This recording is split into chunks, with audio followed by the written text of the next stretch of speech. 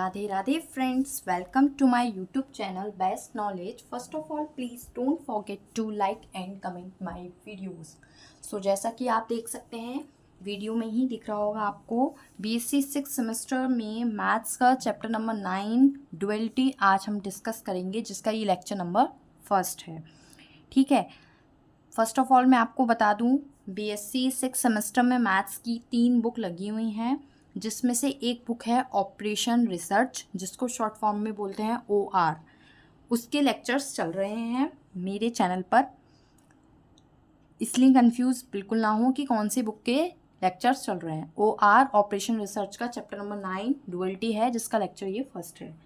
अगर आपको इसके प्रीवियस के लेक्चर्स देखने हैं, मैंने चैप्टर नंबर 10 और चैप्टर नंबर 11 पढ़ा दिया है। मैं पीछे से बुक को लेके चल रही हूँ, तो चैप्टर नंबर 10 और 11 मैंने कंप्लीट करा दिया है। तो अगर आपको उसके लेक्चर्स देखने हैं, सो डिस्क्रिप्शन में आपको बनी बनाई प्लेलिस्ट का लिंक मिल जाएगा, आप वहाँ से जाकर देख सकते हैं। और साथ ही साथ मैं आपको बता दूँ, बीएससी 6 सेमेस्टर में मैथ्स की एक और बुक है, जिसका नाम है न्यूमेरिकल एनालिसिस, जिसको शॉर्ट फॉर्म में बोलते हैं NA, जिसके भी ऑलरेडी लेक्चर्स कंप्लीट हो चुके हैं। वो मेरे चैनल पर आपको मिल जाएंगे उसके लेक्चर भी, तो डिस्क्रिप्शन में उसकी भी प्लेलिस्ट मैं आपको दे दूँगी, आप वहाँ से जाकर न्यूमेरिकल एनालिसिस के अगर आपको लेक्चर्स देखने हैं तो देख सकते हैं। सो आज हम डिस्कस करेंगे डुअलिटी के बारे में।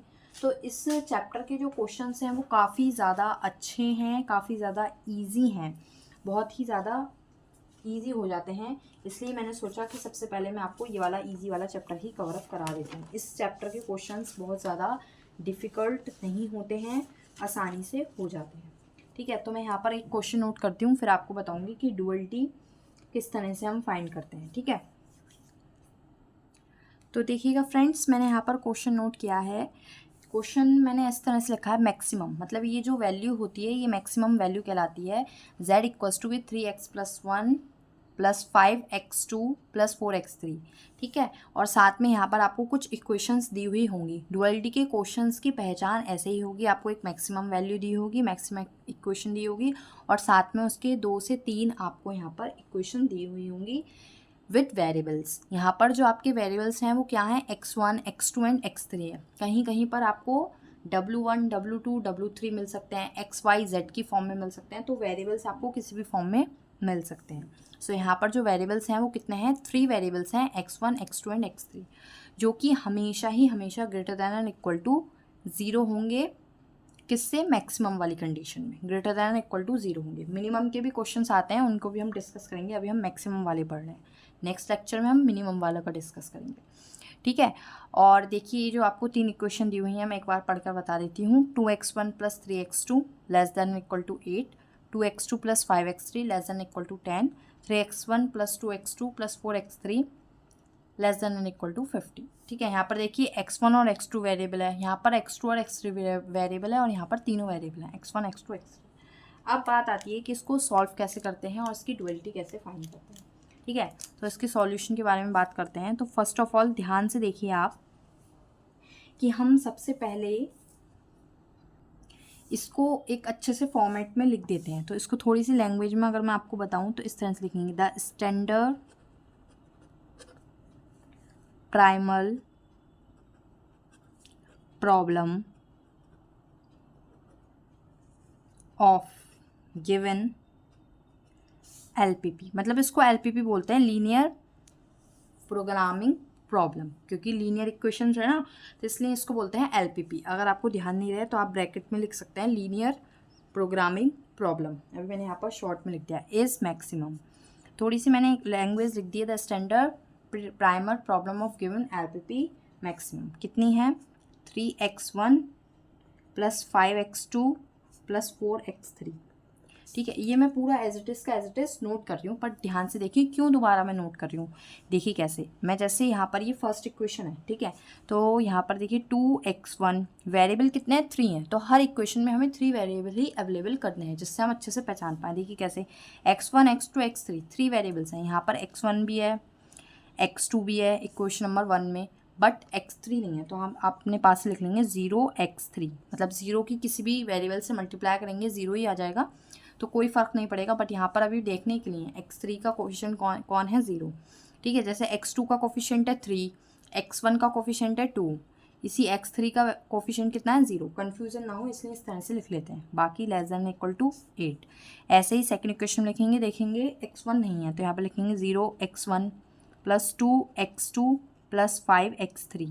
सेकंड इक्वेशन लिखिए मैंने as it is, less than equal to 10। मुझे नहीं लगता कोई डाउट होगा, बिकॉज आप ग्रेजुएशन की मैथ कर रहे हैं, इतना तो आपको क्लियर हो रहा होगा, कोई डाउट नहीं रह रहा होगा। अब थर्ड वाली इक्वेशन में आपको कोई चेंजेस नहीं करने पड़ेंगे, बिकॉज थर्ड वाली इक्वेशन में आपको सारे वेरिएबल गिवन है, तीनों के तीनों वेरिएबल आपको गिवन है, तो आपने ये एज इट इज़ लिख दिया। ठीक है, अब the dual of this primal problem, अभी मैंने इसका डुअल बना लिया, एक तरह से डुअलिटी वाले क्वेश्चन चल रहे हैं, तो ये जो मैंने बनाया है इसको बोलेंगे हम डुअल।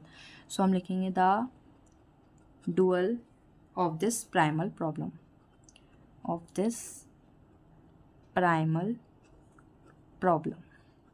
ठीक है, लैंग्वेज के साथ अगर आप क्वेश्चन करते हैं तो क्वेश्चन और ज़्यादा अच्छा लगता है। ठीक है, अब समझने वाले को भी चेक करने वाले को भी, अब ध्यान से देखिए हम क्या बोलेंगे, इन इक्वेशंस को हम नेमिंग दे देंगे, जैसे हमने दिया W1 W2 एंड W3, मतलब पूरी इक्वेशन को मैंने नेम दे दिया W1 W2 and W3।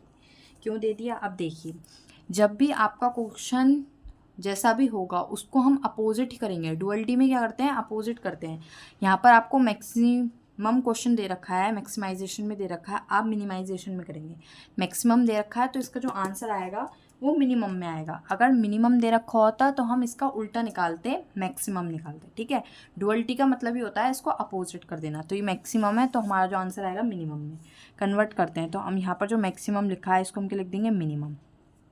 Clear, आप ध्यान से देखिए, जो हम कह सकते हैं RHS में नंबर्स हैं उनको हम लिखेंगे, देखिए कैसे, 8W1 + 10W2 + 15W3। ठीक है, कोई डाउट नहीं रखना है। जैसे मिनिमम मैक्सिमम में ये नंबर्स थे, आपको क्या करना है, जब आप मिनिमम करेंगे तो जो RHS में नंबर होंगे उनकी W1 से मल्टीप्लाई करके लिखना है, जैसे 8W1 10W2 15W3, सारे क्वेश्चंस में ऐसे ही करना है। ठीक है, अब हम निकालते हैं STC। STC मतलब होता है सब्जेक्ट टू कंस्ट्रेंट, यानी कि जो इक्वेशंस होती हैं उनको हम सब्जेक्ट टू कंस्ट्रेंट भी बोलते हैं। ठीक है, तो आप यहाँ पे लिख सकते हैं STC, भूल जाएं इसलिए मैं ब्रैकेट में लिख दे रही हूँ कि STC क्या होता है, सब्जेक्ट टू कंस्ट्रेंट। ठीक है, ये जो इक्वेशंस है ना आपकी, ये जो इक्वेशंस हैं इन्हें ही बोलते हैं सब्जेक्ट टू कंस्ट्रेंट। अब देखिए ये भी कन्वर्ट हो जाएंगी, कैसे होंगी ध्यान से देखिएगा, बिल्कुल समझ में आ जाएगा कि जो आपके ये जो नंबर्स हैं 230, ठीक है 230, तो आपको ऐसे लिखना है 230। ठीक है, इस तरह से, फिर W1 W1 W1, फिर प्लस 230 लिख दिया। अब ऐसा करके लिखना है आपको 0 2 5 0 2 5 W2 W2 and W2 plus plus plus. अब आपको ये वाला लिखना है 3 2 4।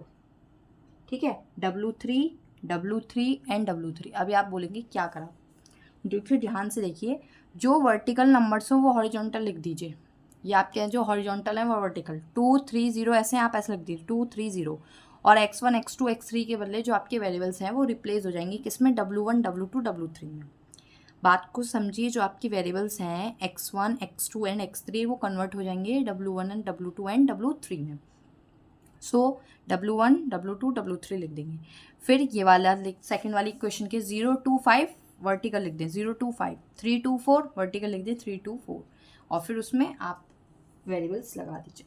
बाकी आप ध्यान से देखिए, जब भी आपका मैक्सिमम होगा यहाँ पर साइन आएगा लेस देन का। आप क्वेश्चन में नोट करें, आपके बुक में होंगे कि जब भी आपके मैक्सिमम के क्वेश्चंस दिए होंगे वहाँ पर लेस देन का साइन होगा, लेकिन जैसे ही आप मिनिमाइज कर देंगे, उसको मिनिमम में कन्वर्ट कर देंगे, यहाँ पर ग्रेटर देन इक्वल का साइन आ जाएगा। ये बात ध्यान रखिए, इसके मार्क्स कटते हैं क्वेश्चन करने के बाद, सही करने के बाद भी, तो इसको ध्यान रखिए। और आपके जो देखिए, आप ध्यान से देखिए, जो RHS में नंबर थे वो आपके मिनिमाइजेशन में कन्वर्ट हो गए, और जो मिनिमाइजेशन या मैक्सिमाइजेशन के नंबर थे वो आपके RHS में आ जाएंगे, यानी कि जो इक्वेशन के थे 354 ये आपके RHS में आ जाएंगे 354। क्लियर, और आपके अब की बार वेरिएबल क्या होगा, W1 W2 and W3। Clear, ठीक है, बाकी greater than equal to as it is रहेगा, ये चेंज नहीं होगा, लेकिन इक्वेशन वाले आपके चेंज हो जाएंगे। लेस देन का साइन था, ग्रेटर देन का साइन लग जाएगा, और इस तरह से आपकी ये ड्यूअलिटी फाइंड हो गई। ये आपका आंसर हो गया है। इसको थोड़ा सा और सिंप्लीफाई करके अगर आप लिखते हैं ना तो कोई फ़र्क नहीं पड़ता, आप इस तरह से लिख सकते हैं minimisation z is equal to 8w1 plus 10w2 plus 15w3। इस तरह से हमने लिख दिया है। उसके बाद ये देखिए जो ज़ीरो वाले हैं आप इनको ना नहीं भी लिखेंगे तो कोई बात नहीं होगी, मतलब इस तरह से लिख दें 2w1 plus 3w3 greater than equal to 3, 3w1 plus 2w2 plus 2w3 greater than equal to 5 and ये 0w1 को हम नहीं लिखेंगे, 5w2 plus 4w3 greater than equal to 4, ठीक है, and w1 w2 and w3 greater than equal to 0। तो ये आपका आंसर आ गया है, यानी कि आपने ये जो ज़ीरो वाले थे टर्म्स को नहीं लिखा है। तो इस तरह से भी आप और सिंप्लीफाई करके लिख सकते हैं। बट क्वेश्चन देखिए कितना इजी था। बस इसमें आपको कुछ बातें ध्यान रखनी है कि मिनिमाइजेशन से जब मैक्सिमाइजेशन बनाएंगे तो यहाँ पर जो साइन होगा ग्रेटर देन इक्वल टू का वो चेंज होगा, लेस देन इक्वल टू हो जाएगा। मैक्सिमाइजेशन से मिनिमाइजेशन बनाएंगे तो लेस देन से ग्रेटर देन हो जाएगा। और साथ में जो आपके RHS वाले हैं वो नया मिनिमाइजेशन या मैक्सिमाइजेशन बनाएंगे, और जो मिनिमाइजेशन मैक्सिमाइजेशन में आपको इक्वेशन दी होगी उसके कोफिशिएंट RHS बनाएंगे, वो उसके पास चला जाएगा, ये वाला इसके पास आ जाएगा। और यहाँ पर जो नंबर्स हैं हॉरिजॉन्टल जो लिखे हैं वो वर्टिकल आपको लिखने हैं। तो इस तरह से हम किसी भी LPP की लीनियर प्रोग्रामिंग प्रॉब्लम्स की ड्यूअलिटी फाइंड करते हैं। अब आज मैंने इस लेक्चर में आपको मैक्सिमाइजेशन की सिखाई है, नेक्स्ट लेक्चर में मैं आपको मिनिमाइजेशन की सिखाऊंगी, ठीक है। आई थिंक फ्रेंड्स आपको क्लियर हो गया होगा, लेकिन फिर भी कोई डाउट हो तो मुझे कमेंट बॉक्स में ज़रूर बताएं। Thank you friends for watching my video. Please share, like and comment more. Radhe Radhe friends.